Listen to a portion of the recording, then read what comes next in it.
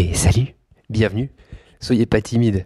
On se retrouve dans le studio de Chave FM, le podcast de la Clusa. C'est votre rendez-vous mensuel où on discute avec les habitants, les artistes, les personnalités qui font vivre et surtout vibrer toute la vallée. On repart pour une saison 2 avec de nouvelles idées, de nouveaux invités et un nouveau format peut-être moins aléatoire que l'année dernière. On vous retrouvera, le rendez-vous est pris tous les premiers vendredis du mois, avec un nouvel invité, un ou plusieurs d'ailleurs.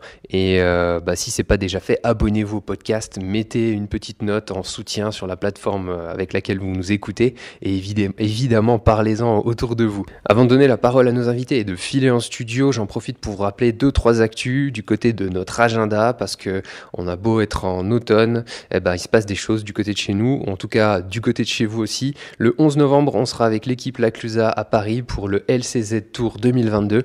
On vous donne rendez-vous à Grande Contrôle avec une soirée festive et puis des projections de films qui démarreront à partir de 18h et derrière on enchaînera avec 2 DJ sets en compagnie de Radio Meux.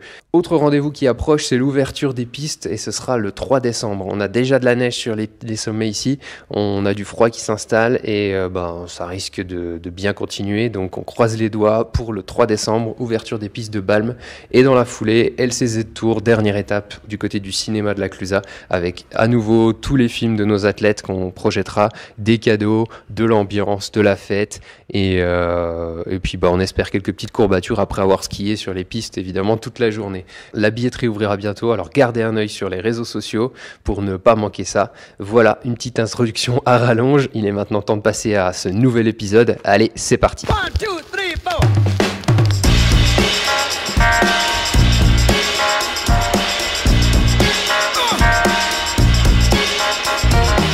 Round 2.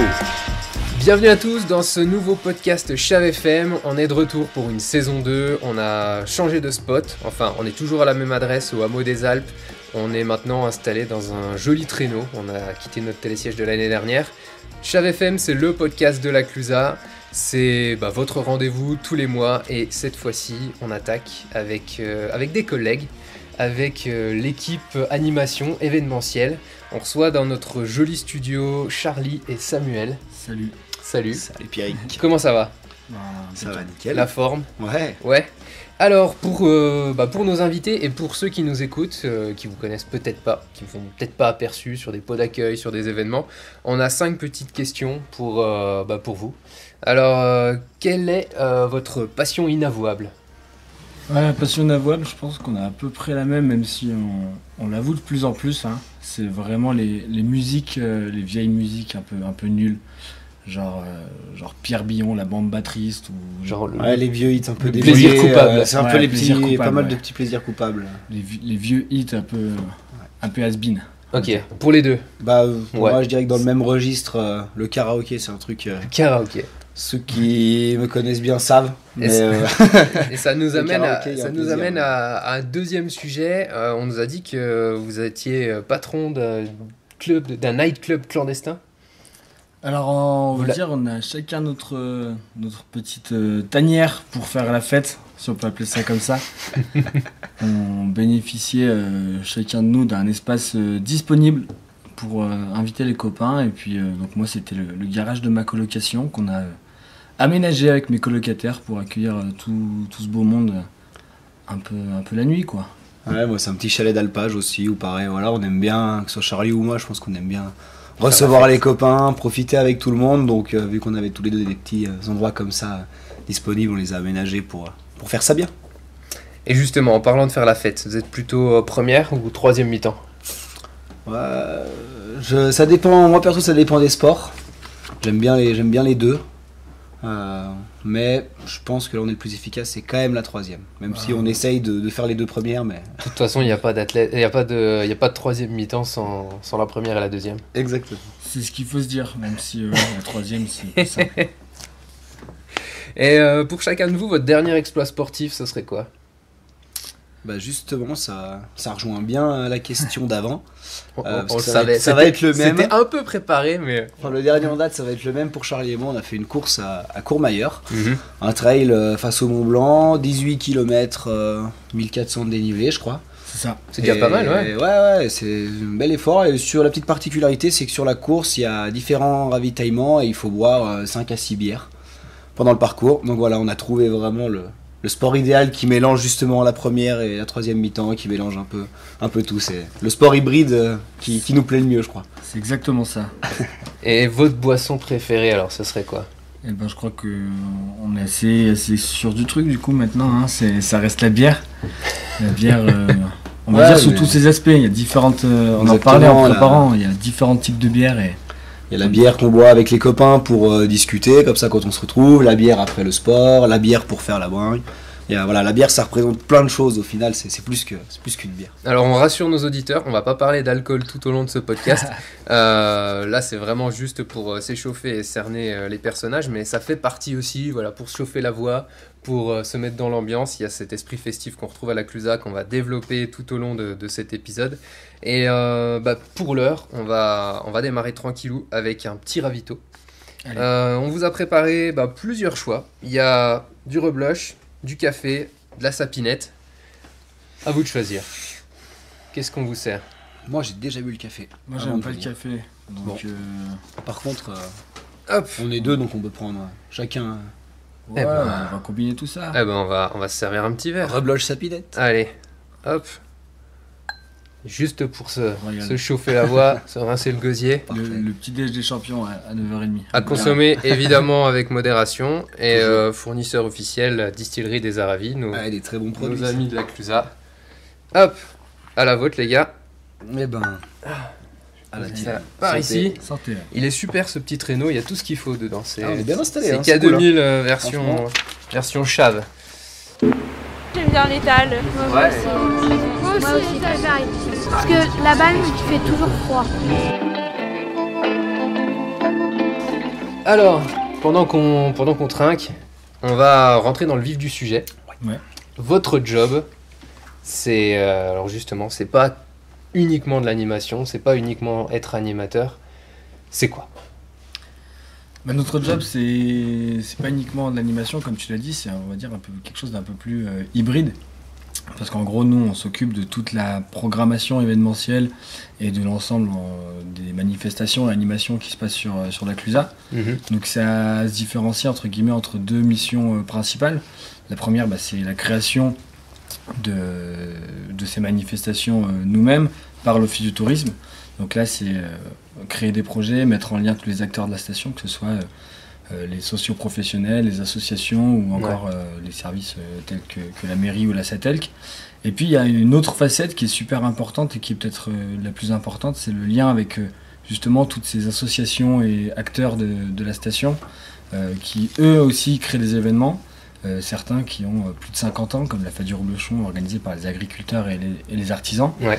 Et nous, notre but, c'est de les accompagner dans leur démarche, pour certains, juste être là dans une aide logistique, pour d'autres, d'être partie prenante entièrement du projet.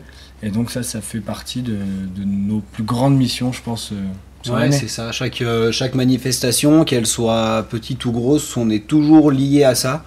Après, à différentes échelles, donc c'est ce qui fait un peu toute la complexité et tout l'attrait du métier, c'est que voilà, on est toujours lié, alors de plus ou moins près ou loin, mais on est toujours lié à ce qui se passe. Donc en support, en aide ou en organisation complète. C'est ça. Concrètement, ça s'organise comment au sein de l'Office de tourisme? Il y a donc, pour ceux qui justement découvrent la mécanique du truc, c'est combien de personnes le service et c'est quoi les tâches de chacun? Donc on est 3. Donc il y a Charlie et moi-même et on a notre responsable, notre chef, Marion. C'est ça. Donc elle est vraiment responsable événement. Donc c'est elle qui va coordonner, qui a le contact, etc. Et on va dire qu'avec Charlie, on est tous les deux c'est bras droit quoi. Et après on se répartit entre nous les tâches. Sur certains événements, et certains d'entre nous seront un peu plus impliqués. Il y a certaines tâches qu'on va plus ou moins effectuer ensemble, d'autres qu'on effectue séparément, mais on n'a pas vraiment, c'est pas forcément écrit, ça dépend vraiment des projets. Et puis après on a une quatrième personne qui a rejoint l'équipe récemment aussi. Exact, faut pas l'oublier. Cette année avec Margot qui est notre apprenti et qui a rejoint l'équipe et qu'on va former tout au long de l'année pour lui apprendre notre métier un petit peu particulier. Génial. Et donc la Clusa, ça s'inscrit dans une stratégie globale. Et vous, votre rôle, finalement, c'est de le décliner, de l'appliquer ou de le développer si ça n'existe pas.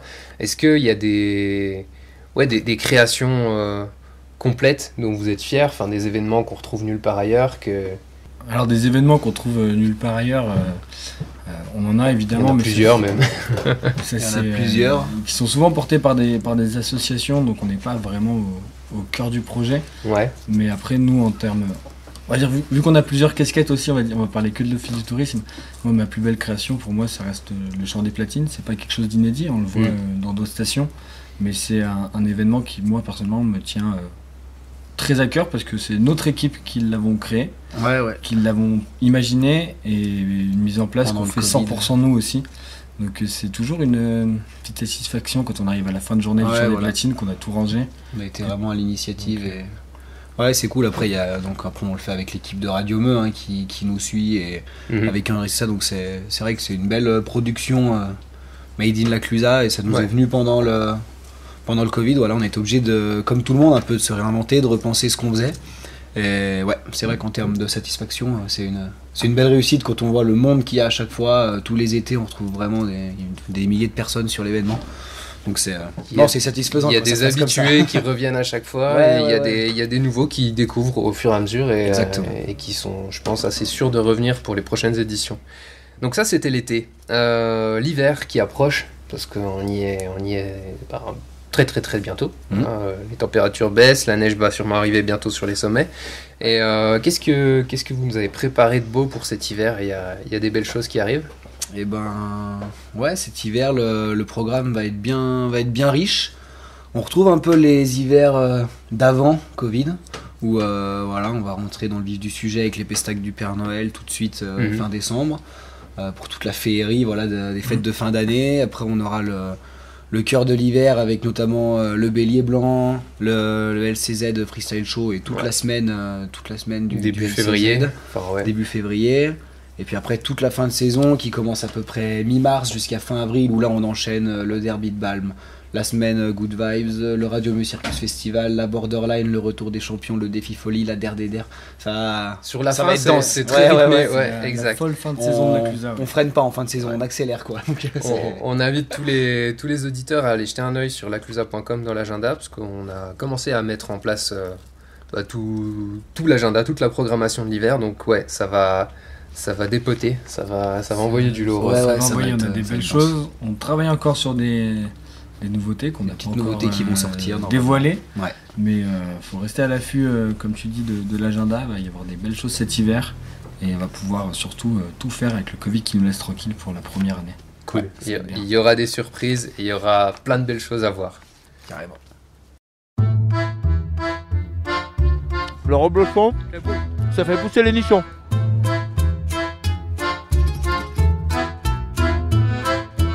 Chave FM saison 2, épisode 1. On est toujours avec Samuel et Charlie, nos deux représentants du service événementiel de l'Office de tourisme de la Clusa. On va maintenant creuser un petit peu du côté de votre CV perso pour en savoir plus sur vous. Parce que vous avez deux profils qui sont un petit peu différents et il y a plein de choses à dire là-dessus. Toi Samuel, ça fait combien de temps que tu es là ? Ça va faire 26 ans. Voilà. Non mais ouais, je suis né ici je suis né à Annecy, mais voilà, d'une famille de Chaves. Mon nom de famille ne peut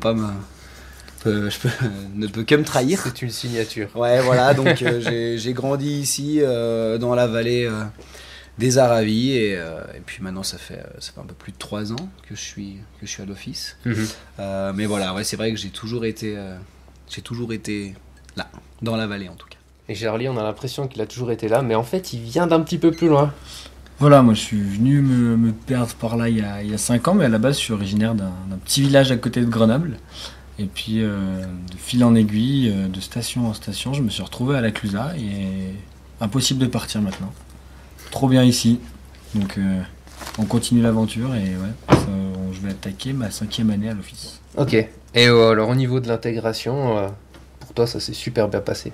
Quand on a un collègue qui connaît tout le monde et qui présente tout le monde, ça va assez vite.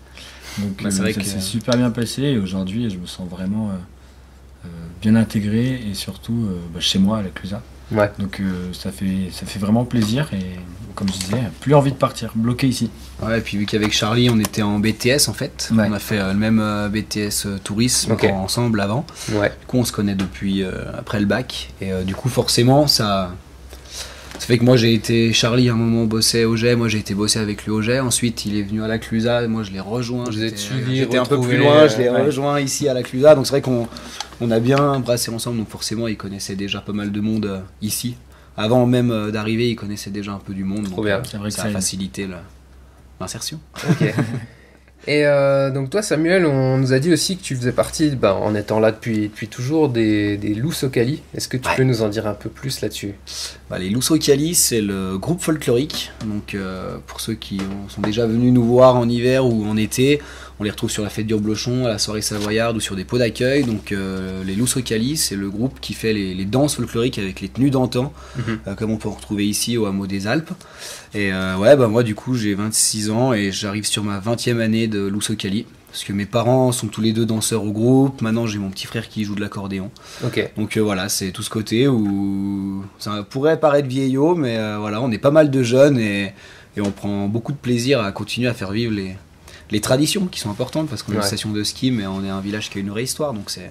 Ouais, parce qu'il y a des jeunes, il y a des anciens, il y a de la musique, il y a des danseurs, il y a des artistes, il y a des artisans.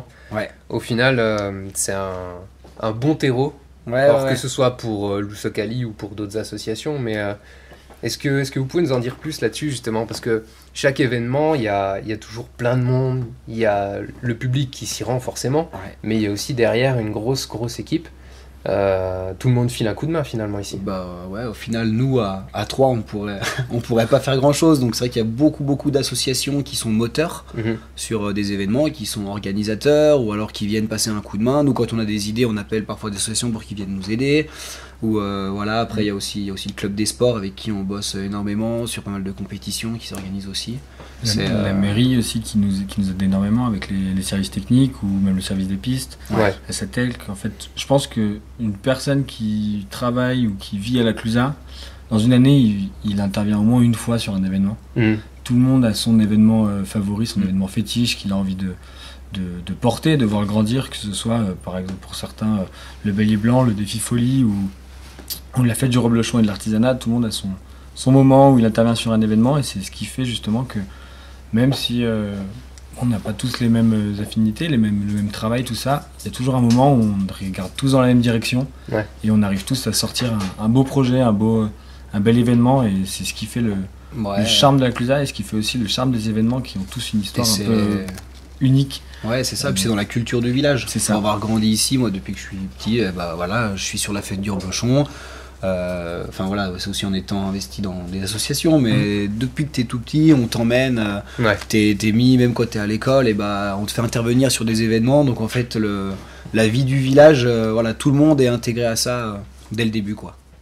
Génial.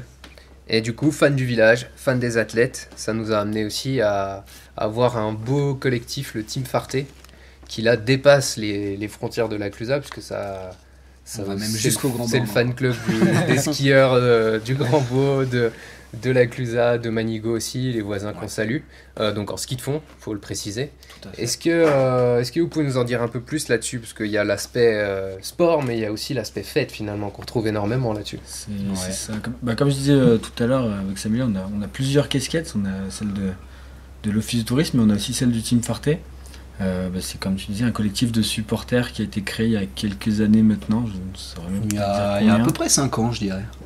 Et qui suit donc les copains Mhm. qui font du ski de fond, qui à la base tournaient bien sur le circuit national, puis après européen. Et maintenant, on doit aller un peu plus loin pour aller supporter parce que c'est sur le circuit mondial qu'on les retrouve. Ouais. Donc, notamment les chaves Hugo Lapalu, Jules Chapaz et Théo Chély qui font un peu le tour d'Europe là, cet hiver des Coupes du Monde. Et nous, dès qu'on peut, dès que c'est à portée de voiture, on va dire, on essaie d'aller les voir. C'est Sur le bord des courses. Donc, On est yes, le ouais, fan avec club. Minibus, grosse équipe. Exactement, on C'est prend ça. les cloches, on prend un peu comme dans les stades de foot, on Les a des fumigènes. même la tronçonneuse, et voilà, comme disait Charlie, on allait les voir en Coupe d'Europe, et maintenant c'est vrai que quand on les voit à la télé aux Jeux Olympiques, c'est un plaisir, quoi. On a les copains qui ont toujours été bons dans un sport et nous, du coup, on les suit, on essaye de les pousser à notre manière. C'est un excellent prétexte pour faire la fête. Exactement, on se retrouve et c'est toujours des super moments. Puis niveau sportif, je pense que les athlètes en question, ça doit leur faire chaud au cœur et d'avoir ce petit monde sur le bord d'une piste, même en Coupe du Monde, où ça peut des fois paraître très sérieux. Bon, même s'il y a quand même... surtout en ski de fond, qui du est pas sport, le sport le plus fun. Et d'un coup, on se retrouve avec des fumigènes, des drapeaux, des mecs qui gueulent sur le côté. Ça donne le sourire, je pense. Ouais. Pour les athlètes, ça leur va bien. Après, des fois, les spectateurs, ils nous grondent un peu. On revient un petit peu bousculer sur du nordique. S'il vous plaît, un peu moins de bruit. Le nordique qui est un peu calme, un peu sérieux. On n'est pas le tennis non plus. Exactement, on déteint un petit peu, mais il faut, c'est pas grave. Et comme on est tous les trois là actuellement au travail, est-ce qu'il y aurait une adresse sur la Clusa que vous nous conseilleriez pour un petit after work sympa? Soit festif, soit plus chill, mais... nous, c'est vrai que l'afterwork, on vous retrouve souvent. Nous, alors on fréquente un peu tous les bars, hein. On est assez assez pas de favoritisme non plus. Exactement. Mais après, c'est vrai que pour la petite bière d'après le boulot, le QG. Notre QG, ça reste le Balibar. Hein. Ouais. En haut du village, surtout l'hiver, là, quand ça arrive, le changement d'heure, on sort du boulot, il fait nuit, on va aller directement se mettre dans cette petite tanière là-bas et puis boire, comme on disait, la bière avec les copains de fin de journée. Avant de rentrer.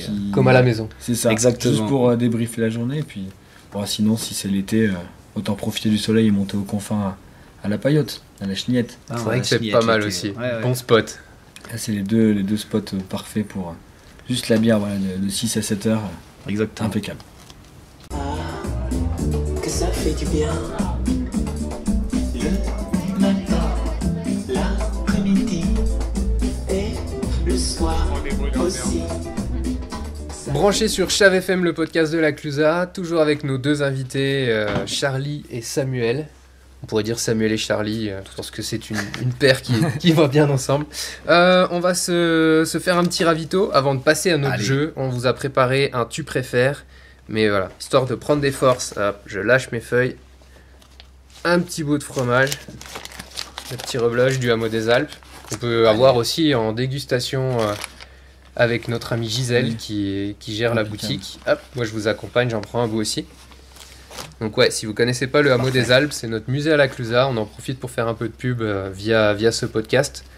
Musée du patrimoine, musée du reblochon, de l'agriculture et du ski aussi, puisqu'on a un bel étage dans lequel on se trouve avec l'histoire du ski et l'évolution de la station de la Clusa dans tout ça. Alors, maintenant qu'on a la bouche pleine, on va pouvoir faire notre tu préfères. Évidemment en lien avec les événements, les animations. Alors, tu préfères ou vous préférez faire le derby de Balme en ski de fond ou le défi folie en parais? Moi, complètement le derby de Balme en ski de fond, parce que le défi folie, c'est une de mes plus grosses peurs, je pense. C'est vrai que c'est flippant. Je suis incapable de prendre cette piste en tout droit avant d'aller m'exploser dans l'eau. Moi, ça me terrifie, alors que le derby, ça va. Tu peux mettre un coup de frein s'il faut. Ouais, mais tu l'as déjà fait, toi, le derby. Après, en ski de fond. En ski de fond, c'est chaud aussi. Hein. Non, moi, je suis plus. Moi, c'est l'inverse. Je tenterais plus le défi folie en parais. J'ai fait de temps en temps chez nos voisins de Monigo le championnat du monde de parais. Du coup, ça va, le parais, c'est un truc que je maîtrise. Après, arriver sur le lac en parais, ça reste engagé. Mais... Je suis pas sûr que tu ailles très loin dans l'eau. Non, je pense qu'il y a moyen de se faire bien mal. Mais à tenter, au moins une fois. Faut mettre des tapis sous l'eau au cas où. Ouais. On va créer un prototype. Ouais, c'est ça. Autre défi sportif, vous préférez le bélier blanc tout nu ou la transdanse du yoga festival? Moi, je pense même pas peur de la transdanse. Pour l'avoir déjà. Je précise habillé organisé. pour le coup. Ouais. Après, tout le monde ferme les yeux. Mais... Non, la transdanse, je pense que ça peut même être drôle. La transdanse, c'est quand même très particulier. Moi, si on me donne au moins un maillot de bain, je fais le bélier blanc. Ouais. Tout nu. Ouais. En maillot de bain. Légèrement habillé au moins, parce que quand même, il y a des enfants. Alors, parlons maintenant gastronomie. Enfin, gastronomie si on veut. Vous préférez la raclette aux vaches qui rient ou la tartiflette au Babybel? Impossible de répondre, surtout après avoir mangé un bout de reblochon comme ça. C'est clair. Sacrilège. Sacrilège. Rien que d'y penser, j'ai mal au bide. Non, on va. On appelle toutes les personnes qui viennent l'hiver à bien aller chez des producteurs locaux pour acheter leur fromage pour faire la raclette ou la fondue ou la tartiflette. Prenez pas des fromages tout faits, allez chez les producteurs du village, il y en a plein et ils font des super trucs. Donc faites pas de choses comme ça. Faites attention. Consommer local. Exactement. Consommer local. C'est important. Et dernière question, vous préférez mesurer le double de votre taille ou peser le double de votre poids? Moi, vu ma taille, le double de la taille, ça reste encore convenable. Ouais, moi aussi, on part là-dessus. Ouais. Le double du poids, ça fait. Les envies de grandeur. Ouais, c'est ça, exactement. Et pour terminer ce petit jeu, vous auriez un petit mot à faire passer pour votre chef qui est actuellement en vacances, pour prendre des forces pour l'hiver? Qu'elle profite, vacances bien méritées, qu'elle se repose, même si on sait qu'elle est pas trop du genre à se reposer pendant ses vacances. Pas sûrement des vacances Elle sportives. est en train elle est en train de bien bouger, mais quand même, on lui souhaite un peu de repos pour arriver en pleine forme pour l'hiver. Qu'elle se vide la tête, on garde la maison, pas de soucis. Voilà, on gère. Vous On tenez la essaye. boutique. C'est ça. La boutique tourne. Cool. Eh ben, on va maintenant passer à la dernière partie de notre podcast. On va parler promo, on va parler aussi de votre matos. Je crois que vous avez amené un petit quelque chose pour bien représenter J'ai tout mis à côté là-bas. votre boulot. On va aller chercher. chercher, ouais. On laisse tourner comme ça. J'ai Vas-y. fait la promo, je vais chercher le micro. Eh bah allez. Alors, pendant que Charlie va chercher cet objet qui représente tant votre joli métier, qu'est-ce qu'on peut dire sur l'hiver et sur ce qui nous attend pour les prochaines semaines? C'est comme on disait tout à l'heure, l'hiver qui arrive, il va être chargé. Voilà, on a plus trop de limites normalement sur ce qu'on peut organiser. Donc on va avoir pas mal de belles choses. On va retrouver. Donc on a parlé tout à l'heure des événements, mais on retrouvera aussi toutes nos animations habituelles avec le traditionnel pot d'accueil le lundi où tout le monde pourra goûter le reblochon fermier et le petit vin chaud. Les dés sont aux torches qui vont reprendre. On va avoir aussi on va organiser quelques DJ sets sur les pistes. La disquette avec nos amis de la Pastille Verte. Qu'on avait déjà eu un peu l'hiver dernier, avec des sets à Balme, des sets au Cré du Merle. Donc voilà, on va essayer aussi de trouver des nouveaux spots. Donc voilà, là on repart vraiment sur un hiver qui va être chargé et rempli. Donc nous on a hâte.